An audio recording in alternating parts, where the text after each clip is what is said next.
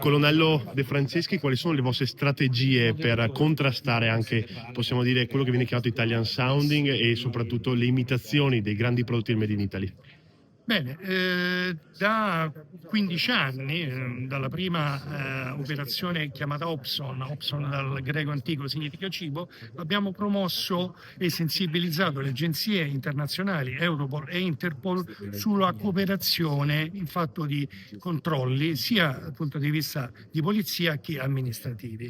Quali sono state le strategie fondamentalmente? La difesa delle produzioni, in questo caso vitivinicole, ma soprattutto del nostro Made in Italy, delle nostre DOP, delle nostre indicazioni geografiche protette,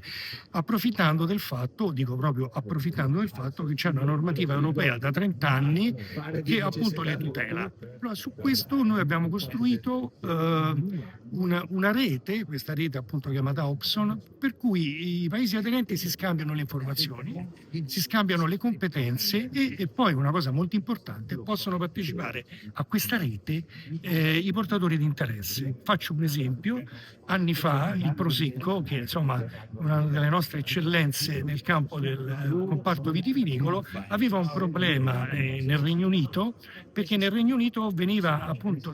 venduto nei locali alla spina. Bene, grazie appunto a una nostra relazione, a un nostro scambio di vedute con il collega inglese, siamo riusciti con il consorzio, direttamente collaborando con il consorzio, a rimuovere dal mercato questa fattispecie chiaramente illegale, ma possiamo dire questa è una delle tante piccole iniziative che portiamo avanti a difesa del nostro straordinario panorama vitivinicolo, ma anche appunto agroalimentare.